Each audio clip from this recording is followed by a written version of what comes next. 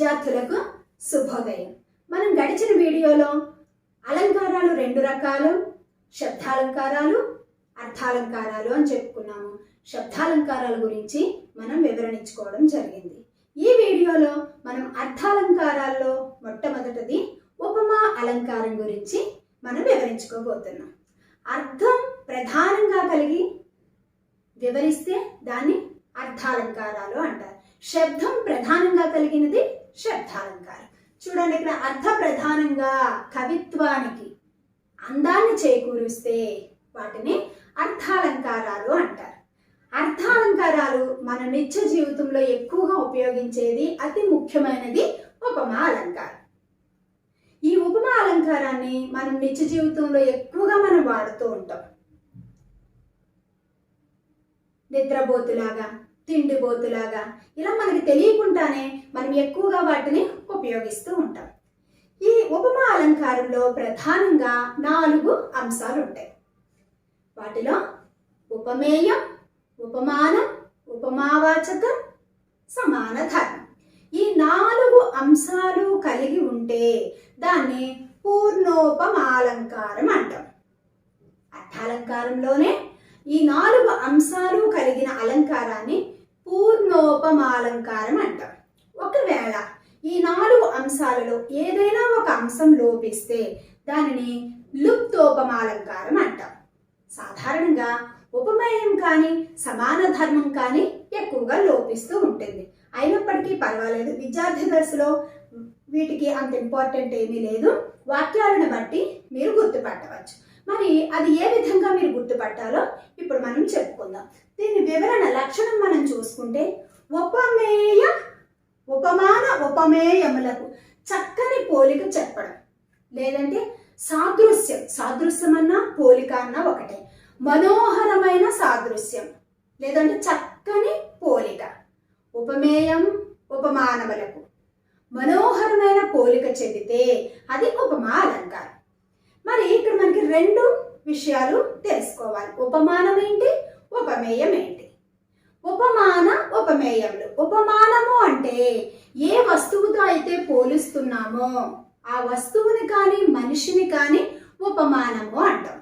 ఉపమేయము అంటే ఎవరినైతే పోలుస్తున్నామో, లేదు అంటే ఏ వస్తువునైతే పోలుస్తున్నామో ఆ వస్తువుని ఉపమేయము అంటాం. ఇప్పుడు మనం ఉదాహరణ చూస్తే మీకు అర్థమవుతుంది.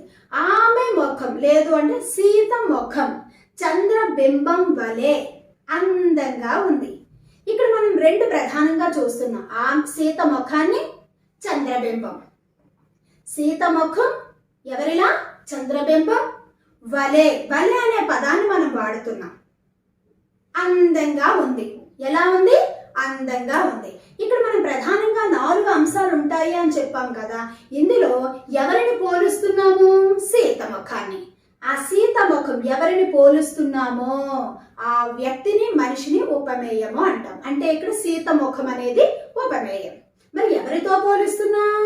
చంద్రబింబంతో పోలుస్తున్నాం. అంటే చంద్రబింబం ఉపమానము. సీతముఖం ఉపమేయమైతే చంద్రబింబము ఉపమానం. మరి పోల్చడానికి వీలయ్యేది వలే అనే పదాన్ని మనం ఇక్కడ వాడడం జరుగుతుంది. వలే, ఓలే, భంగి, ఇక్కడ వాటిని ఉపమా వాచకం అంటాం. అంటే పోలికను తెలిపే పదం. వలే, ఓలే, లాగా, లా, అట్లు, వంటి, భంగి. ఇక్కడ చూడండి, కరుణి, ఇంకా ఇలా చాలా పదాలు ఉన్నాయి. ఈ పదాలు కనుక వలే, ఓలే ఇలాంటి మనకి వాక్యంలో మీకు కనిపించింది అంటే అది ఉపమా అలంకారంగా విద్యార్థులు అతి సులభంగా గుర్తుపట్టవచ్చు. ఇక్కడ సమాన ధర్మం, సమాన ధర్మం ఇంకొక అంశం. ఉపమావాచకం అంటే మధ్య పోలిక తెలిపే పదం, వలే, ఓలే అని చెప్పేది. మరి సమాన ధర్మం అంటే ఉపమేయ ఉపమానాలలో రెండింటిలో కలిసి ఉండేటటువంటి ఒక గుణం. ఏది? ఇక్కడ సీతముఖం ఆమె అందంగా ఉంది కాబట్టి చంద్రబింబంతో పోల్చాము. మరి రెండింటిలో సమానంగా ఉండే ధర్మం ఏది అని మనం ఆలోచిస్తే అందం. ఇలా 4 అంశాలను ప్రధానంగా కలిగి ఉండేటటువంటి అలంకారమే ఉపమా అలంకారం. ఒకవేళ ఇలా 4 అంశాలు, ఆమె ముఖం చంద్రబింబం వలె అందంగా ఉంది, ఉపమేయం ఉంది, ఆమె ముఖం లేదంటే సీత ముఖం ఉపమేయం, చంద్రబింబం ఉపమానం, వలే ఉపమావాచకం, అందంగా ఉండడం అనేది సమాన ధర్మం. ఇక్కడ 4 అంశాలు కూడా మనకి ఆ వాక్యంలో కనిపించాయి కాబట్టి దాన్ని పూర్ణోపమాలంకారం అంటాం.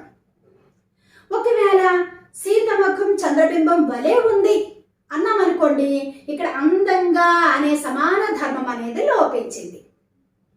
అలా ఏదైనా 4 అంశాల్లో ఏదైనా ఒక అంశం లోపిస్తే దాన్ని లుప్తోపమాలంకారం అంటారు. విద్యార్థి దశలో ఇది ఇంపార్టెంట్ కాదు, డిఎస్సి టెట్ వాళ్ళకి ఇది ఇంపార్టెంట్. సరే, ఇప్పుడు మనం మరిన్ని ఉదాహరణలు చూద్దాం. ఇక్కడ చూడండి, మొదటిగా మనం చూసినట్లయితే అమ్మ చేతి వంట అమృతం వలె మధురంగా ఉంది.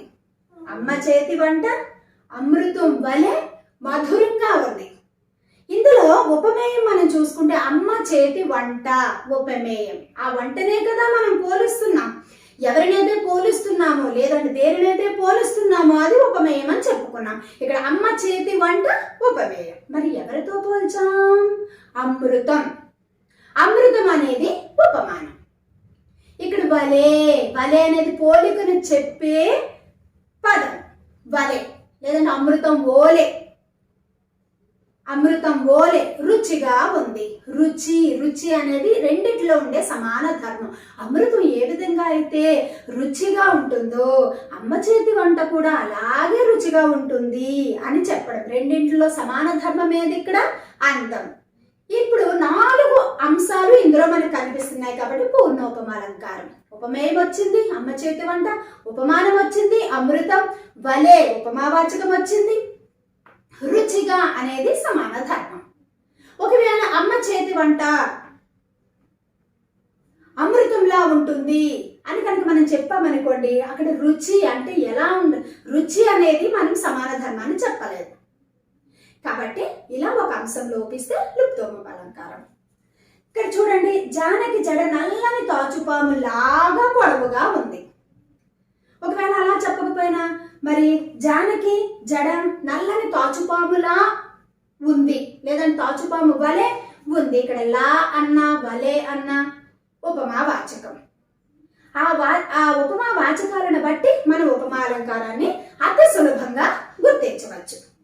ఇక్కడ చూడండి, లత మాటలు చిలుక పలుకుల్లా ఉన్నాయి. లత మాటలు ఉపమేయం అయితే చిలుక పలుకులు ఉపమానం. లాగా, లాగా అన్న వలే అన్న లా అన్న ఒకటే. ఇవి మనం వాడుక భాషలో వాడే పదాలు. చిలుక పలుకుల్లా ముద్దుగా ఉన్నాయి అన్నామనుకోండి, అక్కడ సమాన ధర్మం ఉంది. ఇక్కడ సమాన ధర్మం లేదు. అయినప్పటికీ ఇది ఉపమా అలంకారంగా విద్యార్థులు గుర్తించాలి. తర్వాత చూడండి, పిల్లలు దోస పండ్లోలే నెగనెగలు ఆడుతున్నారు. దోస పండ్లోలే అంటే దోస పండ్ల వలే అనే అర్థం అక్కడ. ఇలాంటివి మీరు గమనించుకోవాలి. దోస పండ్లోలే ఇది మన వాడుక భాషలో వచ్చేటటువంటి పదాలు. ఓలే, వలే, లాగా, లా, ఇలాంటివన్నీ చూసి మీరు గుర్తుపట్టాలి. ఇక్కడ చూడండి, ఏకలవ్యుడు అర్జునుడి వలె గురి తప్పని వెలికాడు. ఏకలవ్యుడు అర్జునుడి వలె లేదంటే అర్జునుడి లాగా గురి తప్పని వెలికాడు. ఏకలవ్యుడు అనేది ఇక్కడ ఉపమేయం అయితే ఎవరితో పోల్చారు? అర్జునుడితో పోల్చాడు. అర్జునుడు అనేది ఉపమానం. అర్జునుడి వలే, వలే అనేది ఉపమావాచకం. వలే ఉపమావాచకం లేకుండా ఉపమాలంకారం ఉండదు. ఉపమాలంకారంలో ఉపమావాచకం ఎప్పుడూ కూడా లోపించి ఉండదు. ఇది గమనించాలి. గురి తప్పని విరికాడు. మరి ఇద్దరిలో ఉండే సమాన ధర్మం ఏది అని మనం ఆలోచిస్తే వాళ్ళ గురి అనేది తప్పదు. ఇవి రెండు కూడా ఇద్దరిలో ఉండే కామన్. ఓకేనా? ఇద్దరిలో ఉండేటటువంటి విషయాలు. తర్వాత తోటలో పిల్లలు సీతాకోక చిలుకల్లాగా అటు ఇటు తిరుగుతున్నారు. తోటలో ఆడుకునే పిల్లలు ఉపమేయం. ఎవరితో పోల్చారు? సీతాకోక చిలుకలతో. అది ఉపమానం. సీతాకోక చిలుకలు లాగా అని వాడారు. చిలుకలు లాగా లేదంటే చిలుకలు వలే, చిలుకల్లా ఏది వాడినా అక్కడ ఉపమావాచకం గుర్తుపెట్టుకోవాలి. దానిని బట్టే మనం ఉపమా అలంకారాన్ని సులభంగా గుర్తుపట్టవచ్చు. అటు ఇటు తిరగడం అనేది రెండింటిలో ఉండే సమాన ధర్మం. ఇందులో 4 అంశాలు కూడా మనకు కనిపిస్తున్నాయి కాబట్టి ఇది పూర్ణోపమాలంకారం. ఇంకా ఇలాంటి ఉదాహరణలు అనేకం మీరు మన నిత్య జీవితంలో వాడేవి ఎక్కువగా మీరు తెలుసుకొని మీరు ఆలోచించి ఎక్కువగా మీరు ఉదాహరణలు ఇంకొక 5ో 10ో మీరు సొంతగా రాయడానికి ప్రయత్నం చేయండి. రాము మహేష్ బాబు లాగా ఎత్తుగా ఉన్నాడు, లేదంటే రాము మహేష్ బాబు వలె అందంగా ఉన్నాడు. రాము మహేష్ బాబులా ఉన్నాడు అంటే అక్కడ అందం అనేది తీసేసాం, సమాన ధర్మం లేదు అక్కడ. మహేష్ బాబులా అందంగా ఉన్నాడు అన్నాం అనుకోండి, ఎవరు మహేష్ బాబులా ఉన్నారో మనం చెప్పలేదు, అక్కడే ఉపమేయం అనేది లోపించింది. సాధారణంగా ఉపమేయం సమాన ధర్మాలు ఎక్కువగా లోపిస్తూ ఉంటాయి. అయినప్పటికీ విద్యార్థి దశలో మీరు అవి చూడనవసరం లేదు. ఇలా మీరు వాక్యాలు చూసుకున్నప్పుడు వలే, ఓలే, లాగా, ఓ, లా ఈ పదాలు చూసి మీరు సులభంగా ఉపమాలంకారాన్ని గుర్తుపట్టవచ్చు. మళ్ళీ వచ్చే వీడియోతో మళ్ళీ కలుద్దాం. అంతవరకు సెలవు. ధన్యవాదములు.